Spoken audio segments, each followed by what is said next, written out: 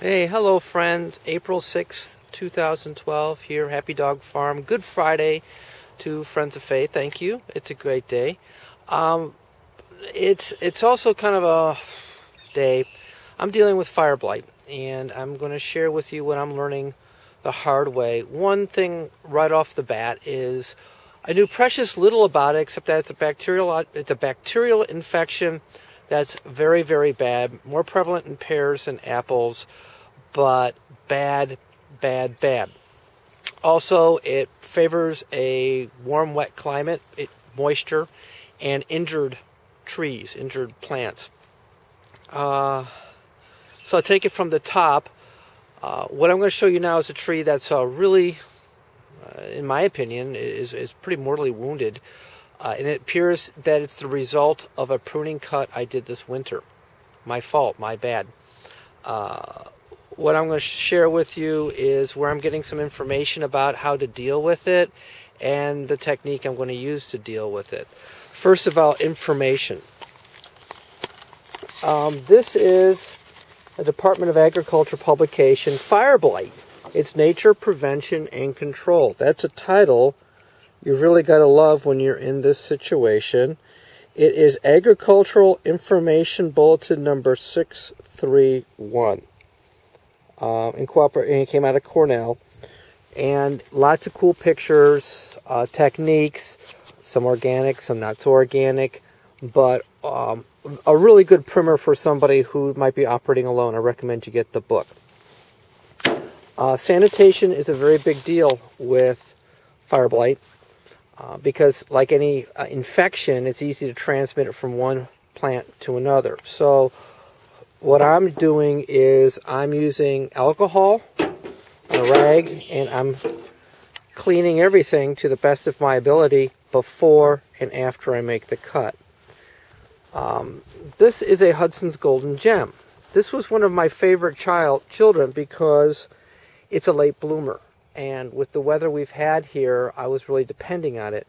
What you can see here, and I'm going to get as close as I can, is that was a winter pruning cut to cut off a competing fork, and you can see the apparent burn. When they talk about it, it looks like it was burned by fire. That's when it's really obvious, and you can see that that's exactly what I've got here. You can see that it's traveling up my beautiful leader. It's going up my leader, but also if you look at the plant as we go down, it seems to have gone into the main trunk. In fact, it seems to have gone all the way down. About the only thing I could think of to do with this tree is cut it down here. I have to remove the whole thing.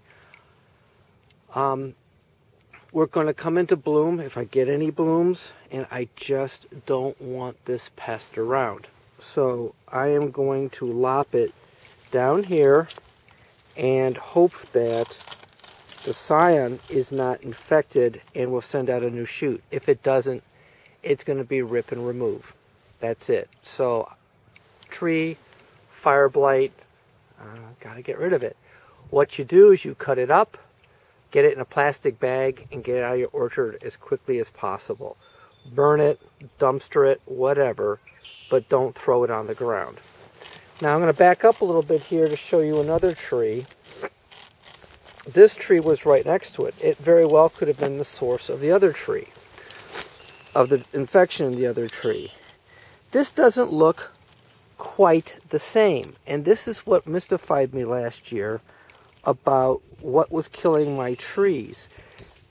In a first or second leaf tree, fire blight doesn't manifest itself with that black burn appearance.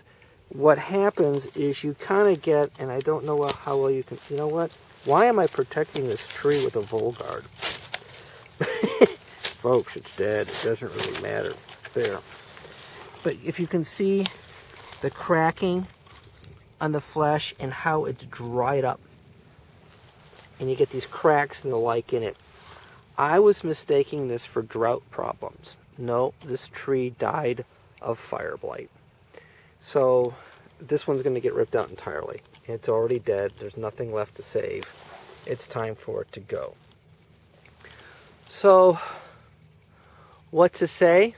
I don't know. It's the sad part is, like with that tree there where, you know, it was coming together. I pruned it out. I was very happy with it. The truth be told, it's a bust. You lose the tree, and then you just have to cut it. I'm not going to capture the cyan. The cyan's probably infected. And that breaks my heart too, because it would have been nice to graft off of it. But I'm afraid that I've just got an infected tree from top to bottom. If you look at the book shows some telltale signs that I mistook for other things. This lacy web-like stuff near the leaves, I took for aphids or mites. No, that's bacterium. So I strongly recommend you look at the book.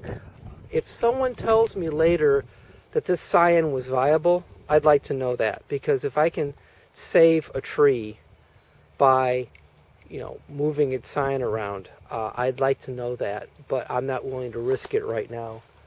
Now I'm going to do the big deed. I'm going to walk down here to my last Hudsons Golden Gem to see what I've got.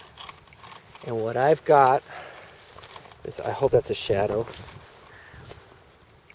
I'm going to tar that little sucker. It does not look infected. I've got some of that crinkling on the trunk, but that could be corking that is just becoming a grown-up tree. And I don't see any evidence on my last tree yet of fireblight. So I'm just going to put something to seal those wounds up, hopefully to mitigate any risk of getting something in it, and then I'll have to make new trees, and this tree will be the daddy of the other trees. So there you have it. Well, I'm using a different camera this time. Mine, sound problems. Don't know what's going on, so I'm borrowing my wife's camera, Dottie's. That's fireblight in its heartbreaking form.